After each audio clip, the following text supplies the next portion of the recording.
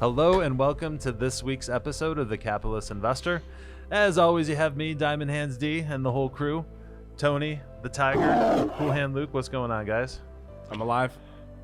That's what I'm gonna say every time now. Still Lyme free, Lyme disease free. Every single podcast now. No. I feel like that well. camping trip, there should have been a documentary on it. I want to know what went on. Pictures, You actually timelines. Just sleeping on the ground. Mine was very boring. Everyone else's was lit. Let's just say that word. Lit. Huh. It was called Rave Cave. I have pictures, and we made multiple signs. One was called Rave Cave 2024. Had like Jim Leahy from Trailer Park Boys on there, Zin Cans, Bush Light, Miller Light, and Natty Light. It had like all that.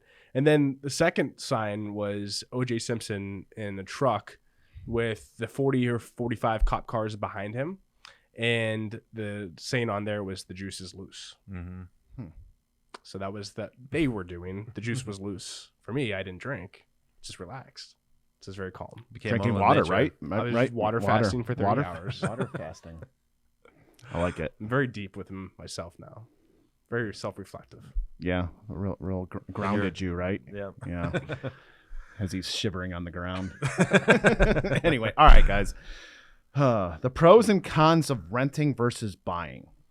Yep. And this was a topic sent in by it was one of our clients, I believe. Clients and listeners. Yeah, weekly listeners. Rent or buy also goes in, talks about, how we need people to fill the houses as well. What's happening with people.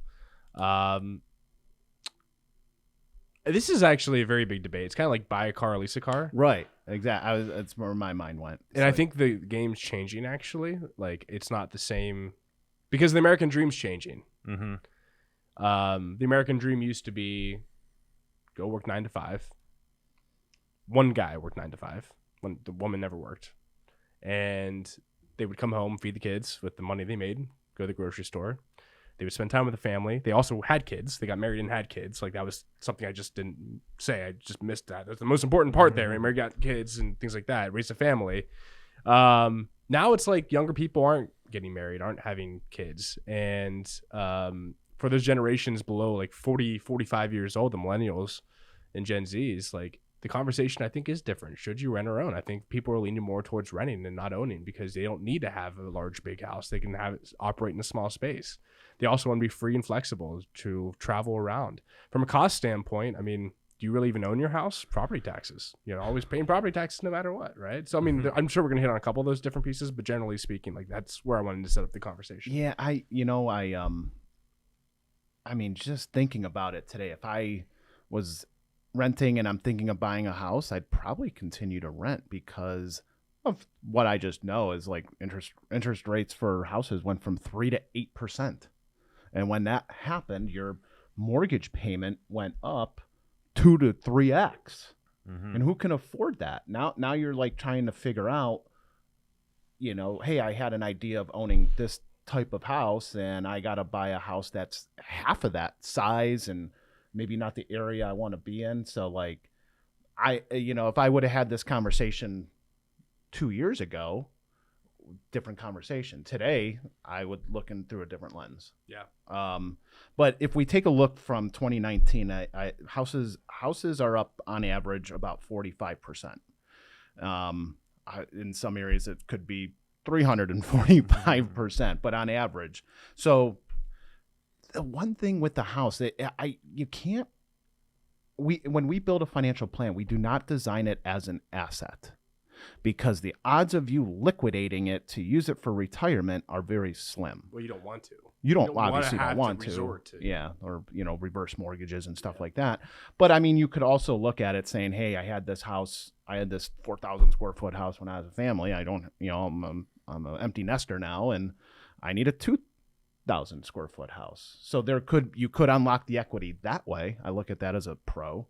But at the end of the day, your house really isn't liquid unless you literally sell it, and then where are you going to live? You always have the battle of maintenance. And I'm very bad at that. I have a lot of maintenance things. Cutting grass, and fixing plumbing issues, and that list could go on and on and on. Or sump pump going out and then water coming in the basement. Yeah, fact. But you also brought it up, like there's always going to be real estate tax. Yeah.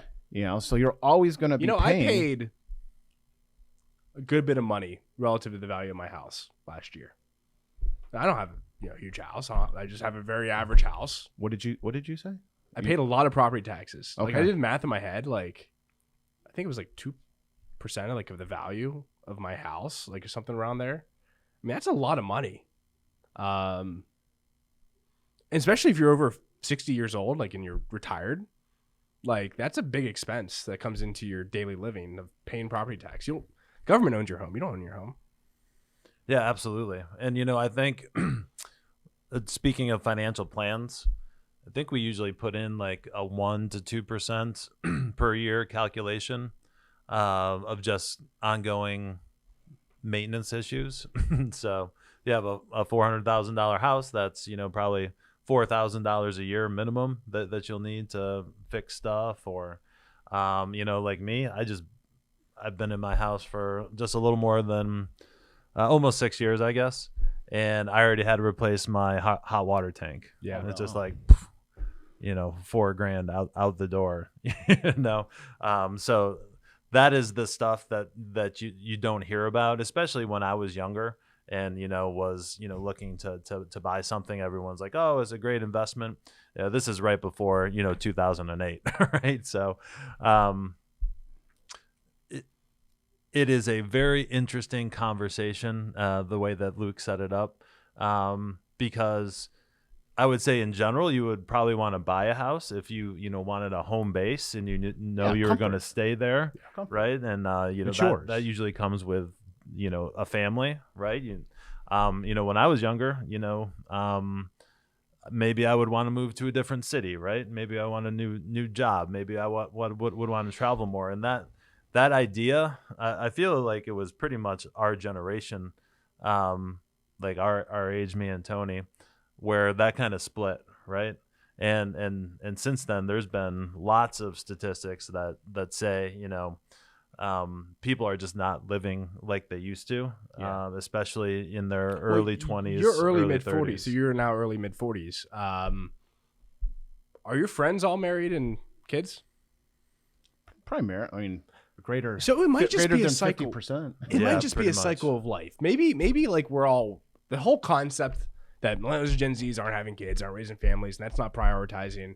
Maybe it's just the cycle of life. We're just talking about it more. Mm-hmm. Maybe it's like we're just too young and it's not. Maybe it's delayed by 4 or 5 years. But like maybe by the time you're our generation's mid 30s, late 30s, like then maybe that will be the time. Then people will actually. I mean, I get married and have started kids. my family later, late. yeah. I didn't have my daughter. She's 4. I'm 45. Do the math, right? Right. Like, And when did you buy your first home?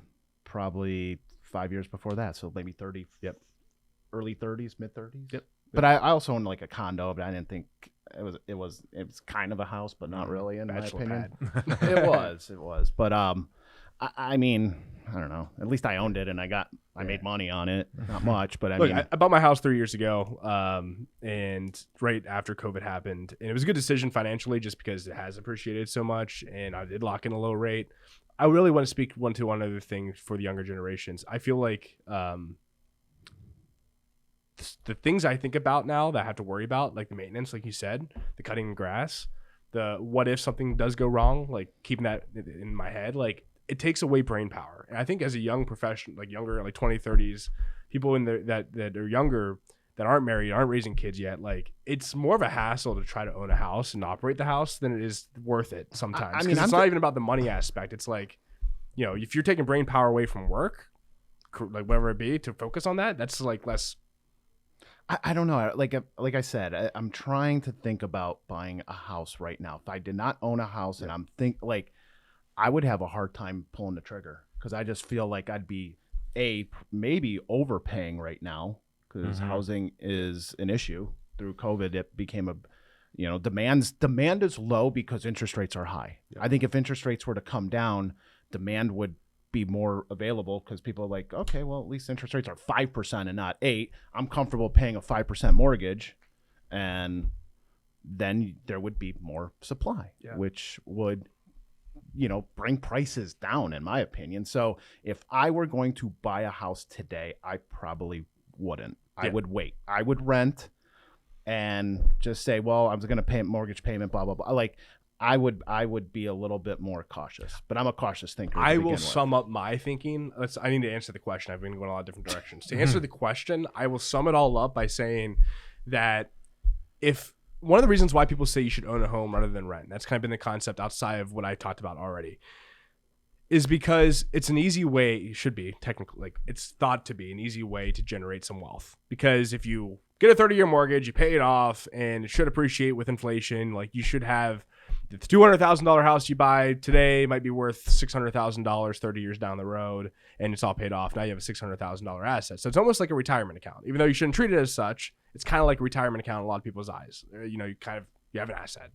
I think you can do the same thing, if not better, if you're just disciplined and you save money somewhere else. If you rent, the key is if you rent, you have to be disciplined enough to save money somewhere else in an investment account to grow an asset as well.